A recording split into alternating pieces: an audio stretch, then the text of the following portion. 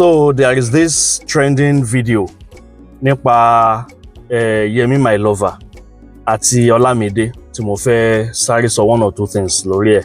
Although I wish I could play the video, but mo mọ̀ pé most of us láti máa rí. Mi ò fẹ́ play ẹ̀ for two reasons. Number one ni wípé I could not get a permission from the rights owners láti lo video yẹn. Then number two, mi ò rò wípé video yẹn gan tí jáde sórí channel tí wọ́n gangan. Wọ́n kàn fi kékeré yẹn síta láti whet appetite àwọn èèyàn. But I would like to briefly say one or two things lórí ìwọ̀nba tí mo gbọ́ yẹn. For the benefit of àwọn tí wọ́n bá ti rí video yẹn, nǹkan tí Yemi My Lover ń sọ nínú video yẹn, wọ́n béèrè wípé Olamide Badoo, tẹ́ bá rántí orin yẹn ti pẹ́. Olamide actually ó ṣe orin kan nígbà yẹn tó sọ pé yàgò lọ́nà, ṣé mo jọ Yemi My Lover ni. Yemi My Lover gangan náà ló pe track yẹn. So nínú interview yẹn, wọ́n wá ń béèrè lọ́wọ́ Yemi My Lover wípé how did he feel nígbà tó gbọ́ orin Olamide tó ṣe nígbà yẹn tó dárúkọ ẹ̀ níbẹ̀. Ẹ dẹ̀ mọ̀ wípé his real name is Yemi Ayebo, ṣùgbọ́n fíìmù tó ṣe Yemi My Lover in the early 90s òun ló fún Yemi My Lover lórúkọ yẹn, everybody fi ń pè bẹ́ẹ̀. So a lè sọ wípé trademark Yemi Ayebo òun ni Yemi My Lover. Wọ́n wá béèrè wípé how did he feel nígbà tí Olamide forúkọ ẹ̀ kọrin yẹn tó dárúkọ Yemi My Lover. And in his response, he said he felt very great and honoured. Wọ́n ní ṣùgbọ́n he was unable to get any financial compensation from Olamide. Wọ́n ní even gan Pasuma ló béèrè lọ́wọ́ àwọn wípé ṣọ́lámide fún wọn ní nǹkankan pẹ̀lú orin Yemi My Lover yẹn. Wọ́n náà dẹ̀ sọ wípé no, Olamide ò fún àwọn ní nǹkankan. So Pasuma called Olamide right in his front. Wọ́n dẹ̀ bá Olamide sọ̀rọ̀ yẹn wípé kó try láti compensate Yemi My Lover. Ó wá tún ní kí Yemi My Lover gba nọ́mbà òun lọ́wọ́ Alhaji Wasiu Alabi Pasuma táwọn dẹ̀ gbà. So Yemi My Lover ní ṣùgbọ́n for good 6 months làwọn fi ń pe Olamide consistently. Wọ́n ní ṣùgbọ́n kò gbé call débi wípé tí ẹ̀ máa bá wọn sọ̀rọ̀ débi wípé àwọn máa get anything. So ọ̀rọ̀ kékeré yẹn ó ti sáré generate debate and a lot of controversies on the internet. Àwọn kan sọ wípé truly ó yẹ kí Olamide ó fún Yemi My Lover lówó lóòótọ́ for using his trademark Yemi My Lover láti kọrin yẹn. Àwọn kan sọ wípé entitlement mentality tí a ti ní Africa òun ló fà á tí Yemi My Lover tó fi ń expect wípé ó yẹ kí Olamide fún òun lówó for mentioning his trademark. Now if you ask me, bẹ́ẹ̀ mi ṣe view ọ̀rọ̀ yẹn lélẹ̀, there is something actually called copyright.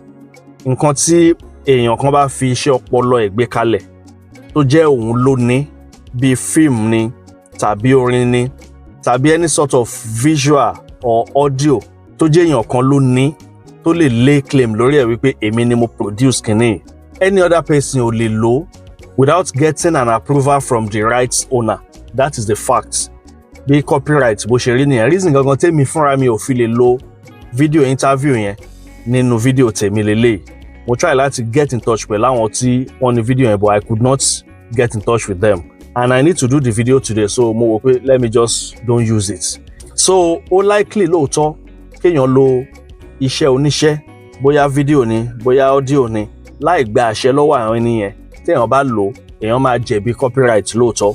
Apart from wípé ẹni yẹn lè sọ fún YouTube o tàbí Facebook tàbí TikTok tàbí any other streaming platform wípé iṣẹ́ mi lẹ́ni èyí lò, ẹ yọ kúrò ńbẹ̀. Àwọn platform yẹn á wá sanction ẹni tó lo iṣẹ́ yẹn. Even ẹni yẹn tún lè gbé ẹni tó lo iṣẹ́ without permission, ó tún lè gbé lọ sí court. Kí court tún wá sọ wípé kí wọ́n lọ san iye owó báyìí fún ẹni tó níṣẹ́ nítorí wọ́n lo iṣẹ́. Ìyẹn ó máa ń ṣẹlẹ̀ bẹ́ẹ̀ lóòótọ́. But I don't think the same thing applies to wípé mo kàn mention orúkọ yàn. That I mention your name, ìyẹn ò yẹ kó generate débi ọ̀rọ̀ copyright. Mo dẹ̀ mọ̀ wípé copyright kọ́ ni Yemi My Lover ló ń fight fún. Èèyàn lè dárúkọ yàn, especially àwọn tí wọ́n bá wà famous, àwọn politicians. O lè sọ wípé kéèyàn má dárúkọ ẹ̀. You are a public person. Àwọn actor, you cannot say people should not mention your name because you are a public person. Àwọn musicians and any other person tó bá ti jẹ́ wípé iṣẹ́ wọn ní ṣe pẹ̀lú public, táwọn èèyàn mọ̀ wọ́n, tí wọ́n wà famous, tí wọ́n wà well known, you cannot say people should not mention your name. Mentioning your name kò yẹ kó lè di issue, but the only reason tó lè fi di issue òun ni tí ẹni yẹn bá mention orúkọ ẹ tó dẹ̀ jẹ́ wípé ó fi tarnish image ẹ, bóyá ẹni yẹn defame ẹ in one way or the other. Ẹni tí wọ́n dárúkọ ẹ tí wọ́n defame ẹ yẹn ó lè lọ sí court, so it is now left to the court láti determine pé kí ni ká ṣe fẹ́ nìyí o, ṣé ká ní kó san iye owó báyìí ni, ṣé ká ní kó ṣe báyìí, ṣé ká ní kó ṣe báyìí.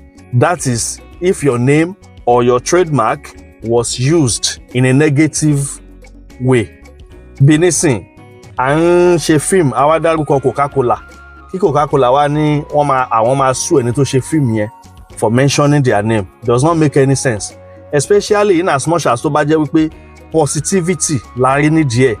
Bóyá nínú fíìmù yẹn wọ́n sọ pé ó kì í mu Coke, Coca-Cola ó wà okay gan, máa try láti mú, ẹjọ́ kí ni Coca-Cola fẹ́ sue ẹni tó ṣe fíìmù yẹn fún.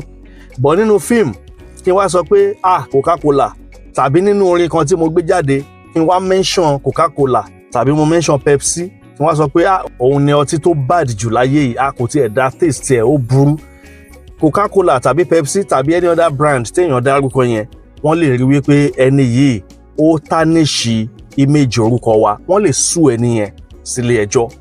But nínú kéèsì Yemi My Lover àti Olamide yìí sìn, Olamide ò tàbùkù orúkọ Yemi My Lover, kò tàbùkù ẹ̀ pàápàá, kò bu, kò dẹ̀ defame ẹ̀. So ọ̀rọ̀ wípé ọ̀rọ̀ ilé ẹjọ́ kò yọ nínú ẹ̀. It is only left to Olamide Badoo láti mọ̀ bóyá òun fẹ́ fún ẹni lówó tàbí òun ò fún lówó. Legally mi rò pé nǹkan kan wà ńbẹ̀ tí Yemi My Lover tó lè fà. Ṣùgbọ́n ẹ jẹ́ ká gbé ọ̀rọ̀ legal, ẹ jẹ́ ká gbé sẹ́gbẹ̀ẹ́. Àwọn kankan wà téèyàn máa ń ṣe téèyàn kàn fi ń hùwà ojú àánú tó jẹ́ wípé téèyàn bá ṣe kò bú nǹkan kan kù lára yàn. If I personally were Olamide Badoo, I would reach out to Yemi My Lover and give him something. At least òun náà make owó lórí orin yẹn. Although personal decision ni, if he decides that he wants to do that, fine. If he doesn't want to do it, kò séèyàn tó lè mú sí. As a matter of fact, kálẹ̀ mi ni Yemi My Lover tí n bá lọ ro interview yẹn, I will not mention it, because to me it looks somehow. It looks like you are even actually waiting for the compensation. Kò sí nǹkan kan tó require compensation nínú irú nǹkan bẹ́ẹ̀ yẹn. Tẹ́ni yẹn bá wish láti ṣe willingly láti inú ọkàn ẹ̀, òun ló kàn máa wò pé jẹ́ kí n fún ẹ̀gbọ́n yìí ní nǹkan. Olamide máa ń ṣe dáadáa sáwọn èèyàn náà, ó ṣe bí of recent a sì gbọ́ pé ó fún pàpàpàpà Súpé, Túndé Perry àtàwọn kan ní $20,000, ó tún fún wọn ní additional $20,000 míì. So ìgbà míì tọ́lọ́run ò bá fi àánú yàn sí èèyàn kan lójú, èèyàn ò bá tẹ ọmọdìyẹ pa síwájú ilé ẹni yẹn kò ní rí yàn. Ọlọ́run ò sọ wípé àánú ẹni yẹn ó wà lójú ẹni. Then bí Yemi My Lover ṣe sọ wípé òun pe Olamide for almost 6 months kò gbé call, he could be out of the country, he could have forgotten. And for the fact wípé kò ní nọ́mbà Yemi My Lover, ó lè má mọ̀ pé Yemi My Lover ló ń pè òun. Ó lè ní lọ́kàn pé mo dẹ̀ fẹ́ pe ẹ̀gbọ́n yìí kí n send kankan sí wọn, kó ti gbàgbé ọ̀nà wọn pọ̀.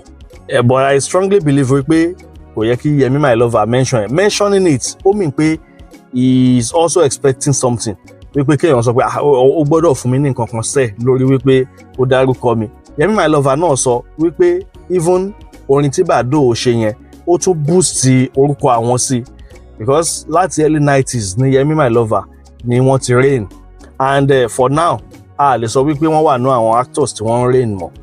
So gbogbo time tí Olamide Badoo tó kọ orin yẹn náà, orin yẹn náà lè tún boost orúkọ yẹn káwọn èèyàn tún máa ṣèrántí pé Yemi My Lover, Yemi My Lover, Yemi My Lover. Ìyẹn náà oore ni lọ́tọ̀. Olamide ò defame Yemi My Lover, ó kàn dárúkọ yàgò lọ́nà ṣé mo jọ Yemi My Lover ni.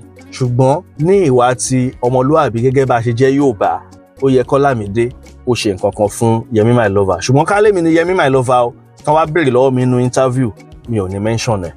Ire o.